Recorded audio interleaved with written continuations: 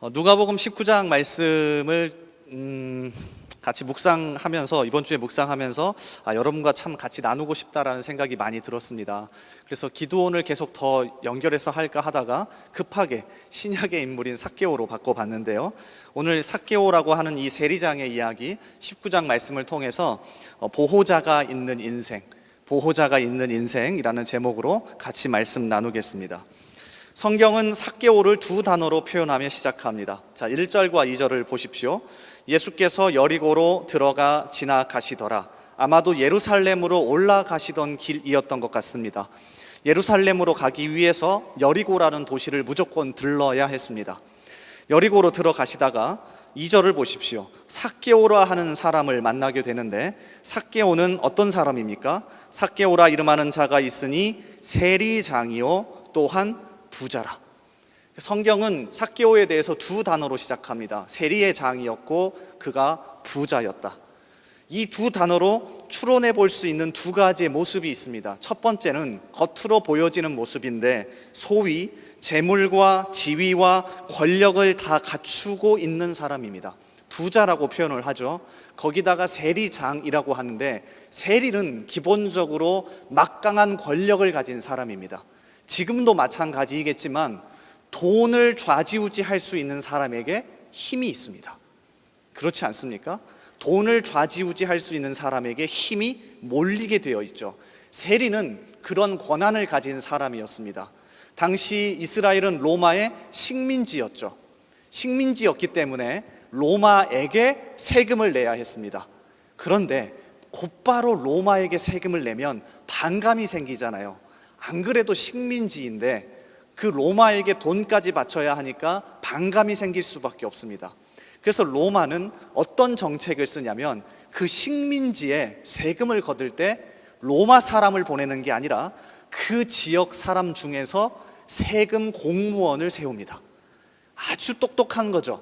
그래서 이 반감을 누구에게 돌리는 겁니까? 바로 그 세금 공무원에게 돌리는 겁니다. 자, 그 세금 공무원이 성경에서 소개되는 세리라는 사람입니다. 여러분, 마태라고 하는 예수님의 제자 기억나십니까? 레위라는 이름도 가지고 있는데요. 이 사람의 원래 직업은 세리였습니다. 그러니까 예수님의 제자 중에서도 전직 세리가 있었죠. 이 사람들은 세금을 걷는데 로마가 또 하나 아주 독특한 방법을 씁니다. 혹시 도급제라는 말 들어보셨습니까? 세금을 걷는 여러 가지 방법이 있는데, 때에 따라서 세금의 양을 다르게 하는 게 아니라 지역별로 세금의 양을 정해버리는 겁니다. 그러니까 팔레스타인, 이스라엘 지역은 요 정도니까 너희는 1억, 뭐 옆에 있는 다른 나라는 2억, 이렇게 정해놓고 세금 공무원이 그만큼만 걷어서 로마 정부에 바치면 그 이상의 것을 걷는 것에 대해서는 신경 쓰지 않았습니다.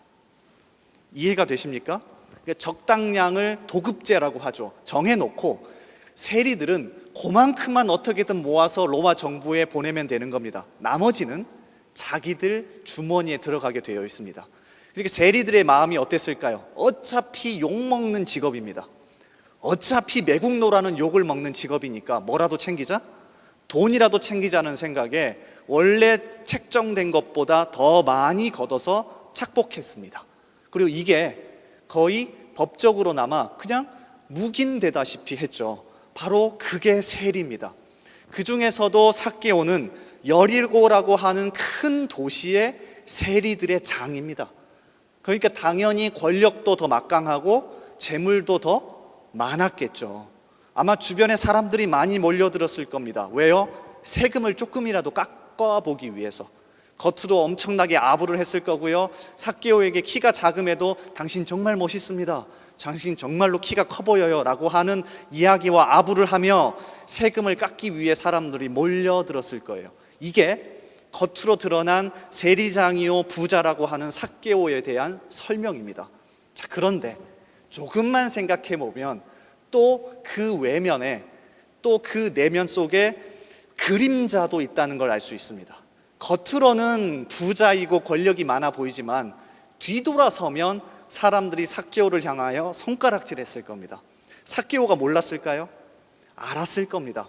그랬기 때문에 예수님이 오셨다는 이야기를 듣고 앞에 나서서 예수님을 보러 가는 게 아니라 다른 사람들의 눈에 뜨이지 않기 위해 돌무화과 나무에 몰래 올라가서 예수님을 보고 있었습니다. 내면에 해결되지 않는 그 갈증과 다른 사람들이 자신을 향하여 손가락질한다는 그 내면의 어려움 때문에 몰래나마 예수님을 만나러 가고 있었죠. 그 모습이 바로 3절과 이어지는 4절입니다. 말씀을 보십시오. 그가 예수께서 어떠한 사람인가 하여 보고자 하되 키가 작고 사람이 많아 할 수 없어 앞으로 달려가서 보기 위하여 돌무화과 나무에 올라가니 이는 예수께서 그리로 지나가시게 되밀어라. 그러니까 내면에 갈증이 숨어 있는 사람, 겉으로는 화려하고 돈이 많고 권력이 있지만 그 속은 썩어 문드러져 가는 사람, 해결되지 않은 갈증 때문에 너무나도 어려운 사람이 삭개오였죠. 실제적으로 7절 말씀을 읽어보시면 사람들이 수근거리며 이렇게까지 반응했습니다. 뭇 사람이 보고 수근거려 이르되 저가 죄인의 집에 유하러 들어갔도다 하더라. 사람들이 겉으로는 삭개오를 치켜 세웠지만 뒤만 돌아서면 이렇게 욕을 해왔던 겁니다. 오늘 삭개오의 이야기를 읽으면서 구약의 한 인물이 생각났는데요. 열왕기하 5장에 등장하는 아람의 군대 장관인 나아만입니다. 나아만 기억나십니까? 아람의 군대 장관입니다. 그를 열왕기하 5장 1절에서 이렇게 표현을 합니다. 제가 공동번역 성경을 가져왔는데 띄워주실래요? 참 잘 번역을 했어요. 잘 보세요. 시리아 왕의 군사령관으로 나아만이라는 사람이 있었는데 그는 왕이 매우 아끼는 큰 인물이었다.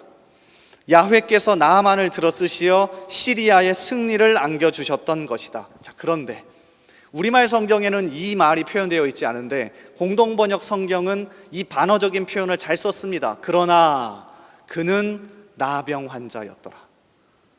갑옷을 입고 겉으로 보기에는 장군이어서 화려하고 멋있지만 갑옷을 벗으면 안은 썩어 문드러져 가는 나병 환자였던 겁니다. 그러니까 나아만이나 삭개오나 겉으로 보기에는 화려할 줄 몰라도 그 속은 썩어 문드러져 가는, 자세히 더 얘기하면 우리의 모습을 그대로 담고 있죠. 겉은 화려합니다. 괜찮아 보입니다. 문제없어 보입니다. 나름 세련된 모습, 또 멋진 옷을 입고 나름 그래도 교회 올 때는 여러분 제일 좋은 옷을 입고 화장도 하고 머리도 신경 쓰고 오시는 것 아닙니까? 그냥 오십니까? 그런 것 아닙니까? 겉은 화려하게 보이는데 속은 여전히 썩어 문드러져 가는 우리의 자화상을 그대로 보여주는 게 삭개오입니다. 자, 그리고 더 중요한 건 이러한 삭개오가 오늘 예수님을 만나고서는 이 문제가 해결됩니다. 더 정확하게 이야기할까요? 삭개오는 주님을 만나고 거듭났고요, 회심했고요. 그래서 진짜 중요한 모습을 우리에게 보여줍니다. 오늘 삭개오의 이야기는 남의 돈을 착복하다가 예수님 만나고 광명 찾았다 이 정도가 아닙니다. 죄인으로 살아오다가 남을 속이며 살아오다가 조금 잘못 살아오다가 예수님 만나고 그가 삶을 돌이켰다 이 정도의 이야기가 아닙니다. 사실 제가 시간이 더 있었다면 여러분에게 좀 더 일찍 공지를 해서 누가복음 18장부터 읽어오라고 했을 텐데 죄송합니다. 제가 공지가 늦어서. 누가복음 18장과 19장은 연결되어 있는데요, 18장에도 삭개오와 같은 한 젊은 사람이 등장하고요, 19장에도 삭개오라고 하는 남자가 등장하죠. 두 사람을 비교해 놓았습니다. 18장은 어려서부터, 그러니까 우리식으로 말하면 소위 모태신앙입니다. 정말로 열심히 성실하게 교회 생활했고요, 말씀도 너무 잘 알고요, 예수님이 질문했을 때 저 그 말씀 다 지키면서 살아왔습니다 라고 할 정도로 성실해서 심지어 관리라고 표현되어 있는데 우리로 따지면 5급 공무원 정도 되는 관리입니다. 그러니까 젊은 사람이 신앙도 좋고 고시를 패스해서 꽤 높은 자리에 올라갔고요, 또 부자래요. 누구랑 비교됩니까? 오늘 삭개오와 비교됩니다. 삭개오도 관리였고요, 부자였습니다. 자, 그런데 겉모습은 믿음이 훨씬 좋아 보이는 18장의 청년은 예수님을 만나고 자신이 물질이 많은 것 때문에 예수님을 떠나갑니다.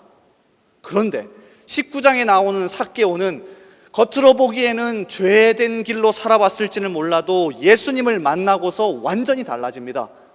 그러니까 단순하게 예수님 만나서 광명 찾았다 정도의 이야기가 아닙니다. 그래서 오늘 우리가 읽지 않았지만 누가복음 19장 9절에 보면, 한번 여러분 성경책을 보시겠습니까? 누가복음 19장 9절에 보면 예수님이 삭개오에 대해서 갑자기 이렇게 선언해 버리십니다. 예수께서 이르시되 오늘 구원이 이 집에 이르렀으니 이 사람도 아브라함의 자손이미로다. 독특하지 않습니까? 이렇게 이야기해야 되는 게 맞습니다. 오늘 삭개오가 정신 차렸다. 오늘 삭개오가 잘못 살아오다가 드디어 과거를 청산하고 제대로 살아보려 하는구나. 이렇게 이야기해야 되는 게 맞습니다. 근데 예수님은 뭐라고 선언하십니까? 구원이 임했다. 진짜 회심했다면, 진짜 거듭난 사람이라면 이게 맞다 라고 선언해 버리십니다. 그러니까 오늘 삭개오의 이야기는 우리의 모습이기도 하면서 진짜 회심하고 구원받은 사람이, 진짜 거듭난 사람이 어떤 핵심적인 진리를 붙잡고 사는지를 우리에게 보여줍니다. 그래서 한번 점검해 봅시다. 사실 18장부터 같이 점검하면 더 좋습니다. 그래서 우리는 어떤 사람인지, 말로만 구원받았고 말로만 예수 믿고 말로만 회심했다고 하는 사람인지, 아니면 정말로 오늘 삭개오가 보인 것처럼, 그래서 예수님이 오늘 구원이 너에게 임했다라고 하신 것처럼 이러한 모습을 보이고 있는지 점검해보고 같이 주님을 붙잡고 기도하는 시간이 되길 바랍니다. 자, 일단 삭개오가 오늘 말씀 속에서 크게 두 가지의 모습을 보입니다. 예수님을 만나고서는 두 가지의 모습을 보이고요, 이 두 가지의 모습 때문에 예수님이 삭개오에게 오늘 구원이 너에게 임했다라고 이야기하십니다. 그러면 말을 바꿔보면 이 두 가지의 태도를 살펴보시면 내가 거듭난 사람인지 회심한 사람인지를 점검할 수 있습니다. 첫 번째 태도는요, 문제의 근원을 보는 눈이 뜨여집니다. 조금 다시 얘기하면 자기 자신에게 문제가 있을 수 있다는 깨달음이 드디어 생기기 시작해요. 누구에게요? 자기 자신에게요. 삭개오가 결단하는, 그러니까 예수님을 만나고 결단하는 19장 8절을 한번 다시 읽어보겠습니다. 띄워주실래요? 19장 8절 우리가 한 목소리로 한번 같이 읽어보겠습니다. 자, 시작. 내 소유의 절반을 가난한 자들에게 주겠사오며 만일 누구의 것을 속여 빼앗은 일이 있으면 내 갑절이나 갚겠나이다. 아멘. 삭개오가 예수님을 만난 다음에 고백한 이 18절의 내용은요, 독특한 겁니다. 사실 여러분이 주님을 만났습니다. 그러면 뭐라고 고백하시겠습니까? 이게 정상인데요. 저 잘못했습니다. 이제 예수님 믿을게요. 이렇게 고백하는 게 정상입니다. 그런데 삭개오는 예수님을 만난 다음에 아주 독특한 결단을 예수님에게 이야기하죠. 두 가지입니다. 첫 번째는 뭡니까? 소유의 절반을 가난한 자들에게 주겠습니다. 이거 쉽지 않은 이야기거든요. 절반, 자신이 가진 부자였습니다. 자신이 가진 소유의 절반을 일단은 먼저 가난한 자들에게 다 내놓겠대요. 그리고 두 번째는 더 어려운 겁니다. 만일 누구의 것을 속여 빼앗은 일이 있으면 내 갑절이나 갚겠나이다. 세리에 대해서 아까 설명을 드렸습니다. 누구의 것을 속여 빼앗았다? 이건 말이 안 되는 게 다 속여 빼앗은 겁니다. 그럼 말을 바꿔보면 삭개오는 지금 여리고 사람 전체에게 4배로 갚아주겠다는 겁니다. 삭개오가 무엇을 보고 있었던 걸까요? 그냥 이렇게 이야기하면 됩니다. 주님, 제가 잘못 살아왔네요. 예수님, 이제 믿겠습니다. 잘 살게요. 이게 우리가 예수님을 만났을 때의 고백이지 않습니까? 그런데 삭개오는 주님을 만나고 드디어 예수님을 믿기 시작하면서 구원이 임하고 회심하고 거듭나자 뭐가 보이기 시작해요? 내가 상처받은 사람이 아니라 저 옆에 사람들이 나에게 손가락질하고 저들에게 문제가 있었던 게 아니라 누구에게? 나에게 문제가 있었구나. 이걸 보기 시작한 겁니다. 그래서 8절처럼 고백한 거예요. 8절의 두 가지의 고백은 전부 다 주변 사람들과 관련되어 있습니다. 아마 삭개오는 이렇게 생각했을 겁니다. 야, 저것들 내 앞에서는 굽실굽실 거리면서 내가 돌아서기만 하면 뒤통수가 따갑네. 분명히 내 욕할 거야. 나쁜 놈들, 겉과 속이 다른 놈들. 아니, 처음부터 나에게 그러면 대들고 나에게 그냥 손가락질하고 내 앞에서도 힘센 척하지. 내가 권력과 돈을 가지고 있으니까 내 앞에서는 굽실굽실거리고 뒤돌아서면은 나에게 손가락질하고, 아마 삭개오는요 그렇게 문제를 다른 사람들에게 탓하면서 살아왔을 겁니다. 자, 그런데 예수님을 만나고 구원이 임하고 거듭나고 회심하자 뭐가 보이기 시작해요? 아니구나, 생각보다 나에게 더 큰 문제가 있었구나. 내가 물질에 집착하고 부당하게 탐닉하다 보니 사람들에게 상처를 주고 살았구나. 사람들이 나에게 상처를 줬다고 생각했는데 사실 내가 더 많은 사람에게 상처를 줬구나. 그래서 8절처럼 결단할 수 있는 겁니다. 많은 사람들에게 자기가 상처 줬다고 생각했으니까 그 사람들에게 자신이 가지고 있던 돈을 풀어버립니다. 이렇게 결단합니다. 너무 중요하지 않습니까? 사실 많은 청년들과 이야기를 하다 보면 대다수의 결론과 주제를 잘 심층적으로 분석하면 이겁니다. 목사님, 저 누구에게 상처받았어요. 그리고 이 청년과도 얘기해보면 목사님, 저도 누구에게 상처받았어요. 목사님, 저도 상처받았어요. 그런데 상처를 준 사람은 없습니다. 다 받기는 했는데 준 사람은 없어요. 이게 우리의 문제죠. 근데 삭개오도 그랬을 겁니다. 나쁜 새끼들, 나에게 상처 주고 나에게 손가락질하고. 그런데 주님을 만나고 진짜 구원이 임하고 거듭나자 보이기 시작한 거예요. 이거 나한테도 이거 심각한 문제가 있었네. 나에게도 이런 문제가 있었구나. 이것이 바로 우리가 진짜 구원받았다는 증거입니다. 진짜 회심했다는 증거입니다. 진짜 내가 주님 만나서 거듭났다는 증거입니다. 여러분, 남 탓 많이 하는 사람들 만나지 마십시오. 죄송해요, 이렇게 표현해서. 심각하게 고민해 보셔야 합니다. 구약 성경 이사야 성경에 보면 이사야 선지자가 이사야 6장에서 하나님의 부름을 받습니다. 아주 중요한 시기에 부름을 받아요. 남유다 마지막 시기, 이제 곧 나라가 멸망하느냐 멸망하지 않느냐라고 하는 아주 중요한 시기에 이사야 선지자가 부름을 받습니다. 그런데 이사야 성경을 잘 읽어보시면 이사야 선지자에게는 한 가지 문제가 있습니다. 너무 잘났어요. 그러니까 자기에게는 문제가 없다고 생각합니다. 어떻게 생각하는 줄 아십니까? 하나님, 너무 중요한 시기에 저를 부르셨네요. 남유다 백성들은요 죄가 너무 많아요. 그리고 제가 부름을 받기 바로 직전의 왕이 우시야였는데요, 우시야가 처음에는 잘했는데 나중에는 말아먹었거든요. 교만했거든요. 주님, 제가 이렇게 중요한 시기에 사람들이 타락하고 왕이 타락하고 너무 어려운 시기에 저를 선지자로 부르시다니요. 너무 어려운데요. 이런 모습이 이사야에게 있었습니다. 자, 그런데 이사야 6장에서 하나님의 임재가 임합니다. 이사야가 하나님의 임재를 경험합니다. 하나님을 만납니다. 그리고 뭐라고 고백하는 줄 아십니까? 똑같이 고백하지 않습니다. 하나님, 우시야가 잘못했는데요, 남유다 백성들이 잘못 사는데요, 이렇게 고백하지 않습니다. 6장 5절이에요. 띄워주실래요? 제가 읽어드릴게요. 이렇게 고백합니다. 그때에, 여기서 그때는 하나님의 임재 앞에 섰을 때, 내가 말하되 화로다, 나여 망하게 되었도다. 나는 입술이 부정한 사람이요, 나는 입술이 부정한 백성 중에 거주하면서 만군의 여호와이신 왕을 배웠음이로다 하였더라. 태도가 바뀌어버립니다.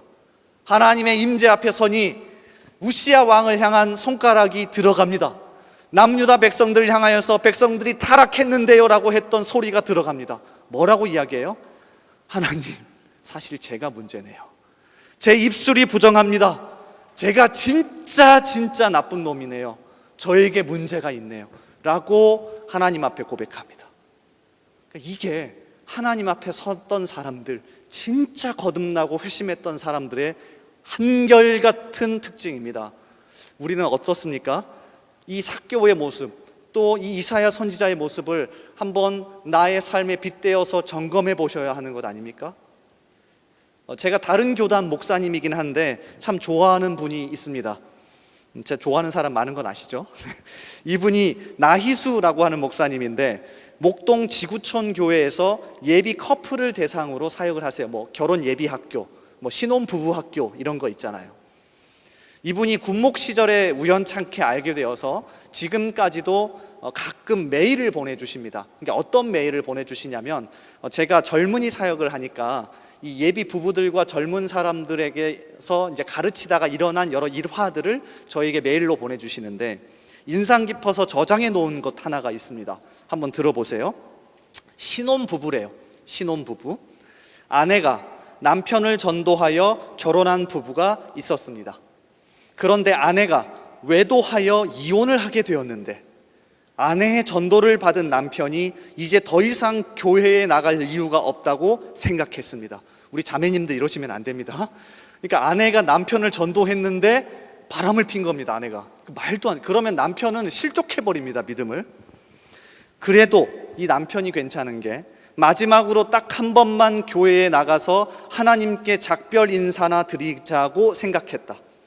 그렇게 예배에 참석했다가 하필이면 그날 예배에서 강렬한 하나님의 임재, 하나님의 사랑의 터치를 경험했습니다. 남편은 그 자리에서 고꾸라지면서 이사야 선지자가 경험했던 것처럼 자신의 모습을 보게 되었습니다. 내가 문제였구나. 나만 상처받고 나만 피해자인 줄 알았는데 나도 남편으로서 아내를 제대로 사랑하고 섬기지 못했구나. 남편은 예배가 끝나자마자 아내를 찾아갔습니다. 그리고서는 외도한 아내를 찾아가 무릎을 꿇고 여보, 내가 잘못했어요. 내가 남편으로서 당신을 제대로 사랑하고 섬기지 못했어요 라고 울며 고백했습니다. 이것을 보고 어떤 여자가, 어떤 아내가 무너지지 않을 수 있겠습니까? 그날 그 아내도 마음이 무너져 눈물을 흘리며 자신의 모습을 돌이켰다고 합니다. 자괴감을 느끼자는 이야기가 아닙니다. 무슨 일이 벌어졌을 때 그래 다 내 탓이야, 내가 잘못했지, 이 얘기를 하자는 게 아닙니다. 나에게도 문제가 있을 수 있겠구나. 이 깨달음과 이 시야가 진짜 구원받은 사람의 특징이라는 거예요. 그래서 한번 돌아봅시다. 그래서 오늘 목장 모임 할 때 이런 말을 많이 했으면 좋겠어요. 내 탓입니다. 내 탓이에요. 사실 나에게도 문제가 있는 거죠. 목자가 잘못이 아니에요. 목원이 잘못이 아닙니다. 이런 모습들을 보일 수 있는 저와 여러분 되기를 주님의 이름으로 소원합니다. 자, 그런가 하면 두 번째로, 정말 회심한 사람, 구원받은 사람, 거듭난 사람이었던 삭개오가 보인 두 번째 태도는 결단하는 능력을 갖춘 사람이라는 겁니다. 자, 조금 더 자세하게 설명하면 보호자가 있는 인생이 된 겁니다. 누가요? 하나님이 내 인생의 보호자가 된 인생이 된 겁니다. 그래서 결단하는 능력이 생깁니다. 그냥 생기는 게 아닙니다. 즉흥적이어서, 감정적이어서 야, 나 해야겠다 이래서 능력이 생긴 게 아니라 예수님을 만나고서는 삭개오가 인생의 보호자를 바꿔버립니다. 그 전까지는 권력과 돈이었다면 이제는 내 눈앞에 있는 주님으로 보호자를 바꿉니다. 자, 8절 말씀을 다시 띄워주실래요? 제가 이번 한 주간 8절 한 절만 얼마나 많이 묵상을 했는지 모릅니다. 왜냐하면 이렇게 한번 해볼까? 나도 이렇게 결단할 수 있을까? 자, 보십시오. 삭개오가 서서 주께 여짜오되 주여 보시옵소서, 내 소유의 절반을 가난한 자들에게 주겠사오며, 첫 번째 것 결단해 보려고 노력했습니다. 일단 한 달에 30만 원 받으니까 15만 원을 내놔야 되나? 여러분 결혼하지 마십시오.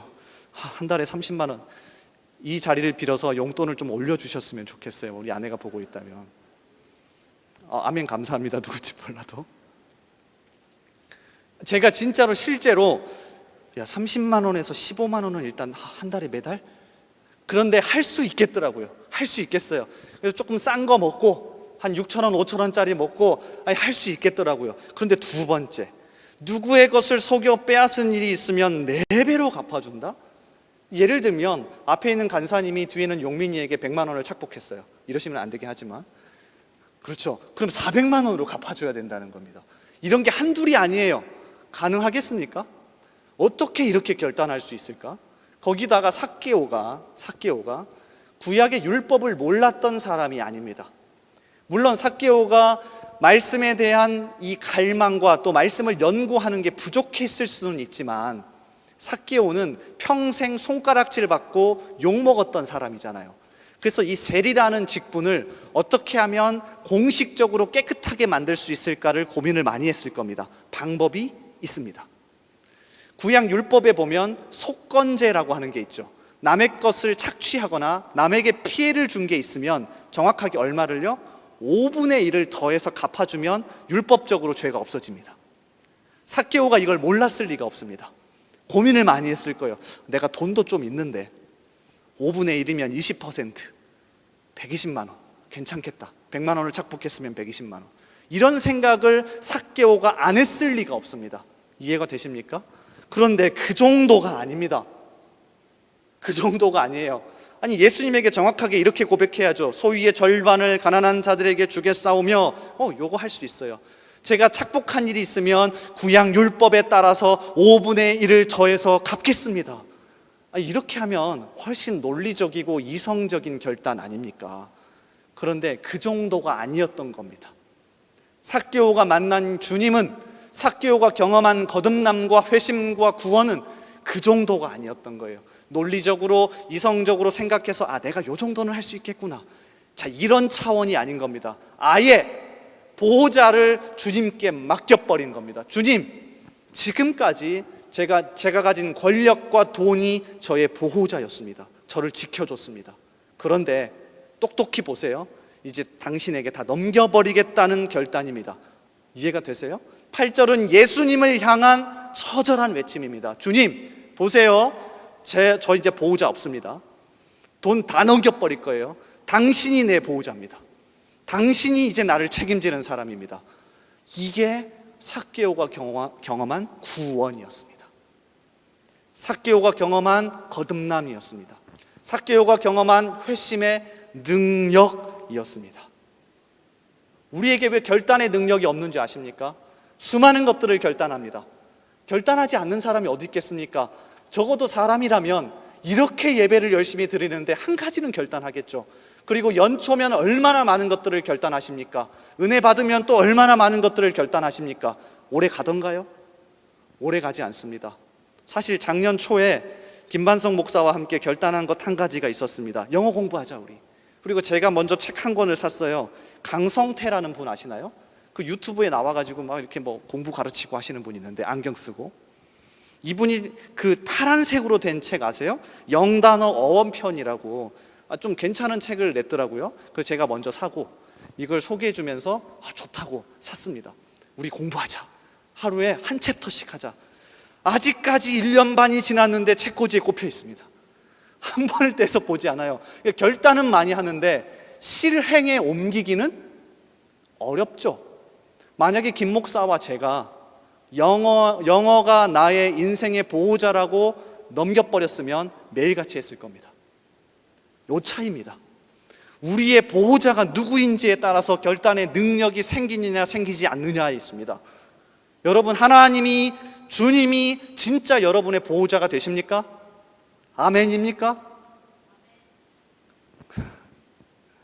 진짜 하나님이 여러분의 보호자라면 우리는 마음껏 결단할 수 있는 거죠. 주님이 보호자니까. 이어령이라고 하는 분 아십니까? 우리나라 최고의 기독교 지성으로 알려져 있죠. 그래서 영국에 C.S. 루이스가 있다면 한국에는 이어령이 있다라는 말이 있을 정도로 굉장히 뛰어난 분입니다. 왜냐하면 그분은 회심을 늦게 했는데요.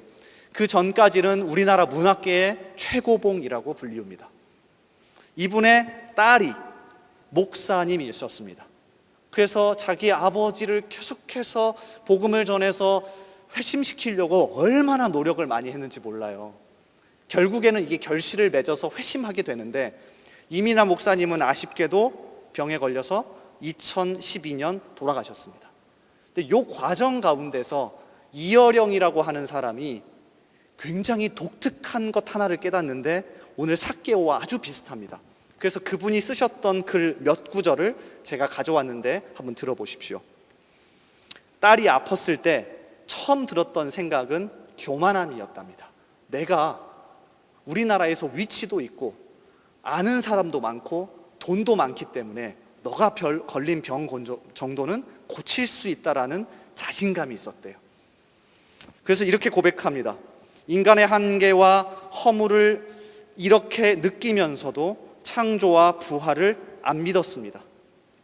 창조를 하려고 문학을 택했지만 50년 만에 그것이 얼마나 의미 없는 일인지를 알게 되었습니다.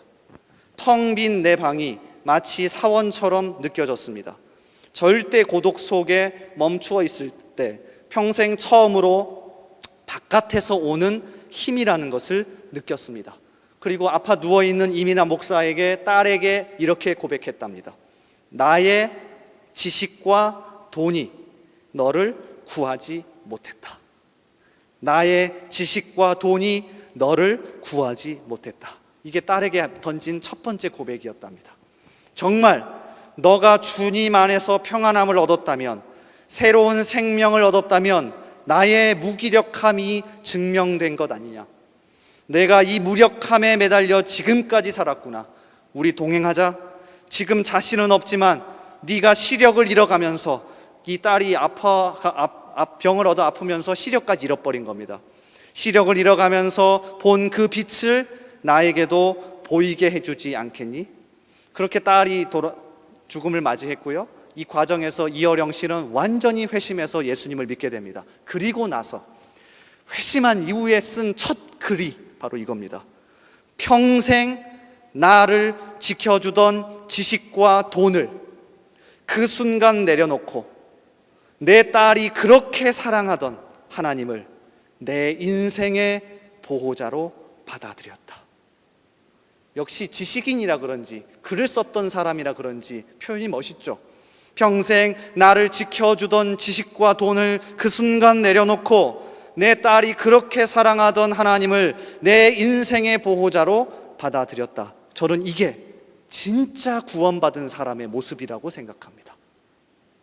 진짜 예수 믿어서 회심하고 다시 태어난 거듭난 사람이 보이는 확실한 모습이에요. 나의 보호자는 하나님, 나의 보호자는 바로 주님. 이 생각이 정말 우리를 담대하게 살아가게 합니다. 마음껏 결단하고 진짜 멋지게 살아가게 합니다. 삭개오가 즉흥적인 사람이 아닙니다. 갑자기 19장 10절에 예수님, 그런데 아까 조금 즉흥적이었고요, 5분의 1로 바꿔서 하면 안 될까요? 이런 사람이 아닙니다.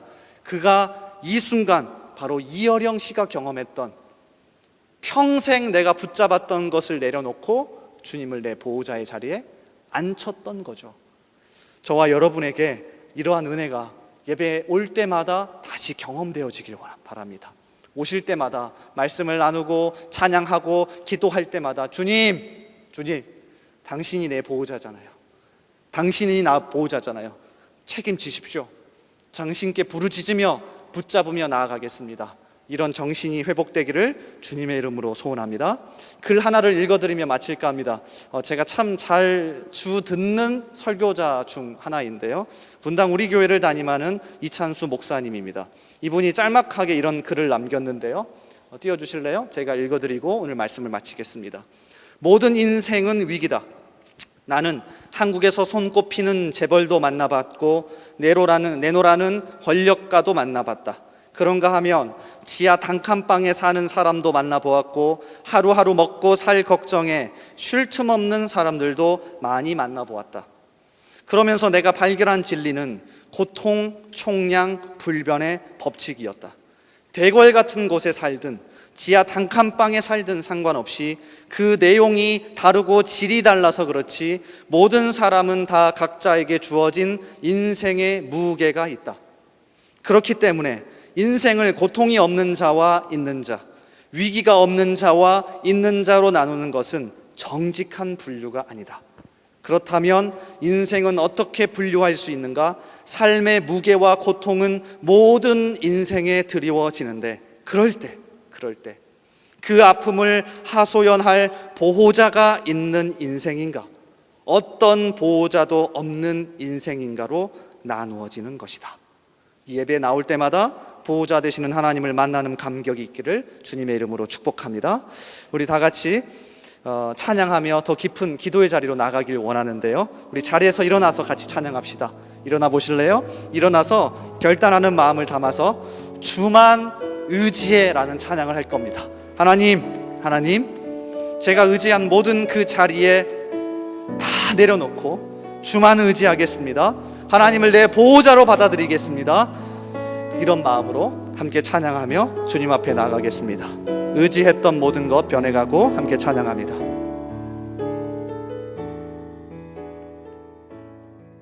의지했던 모든 것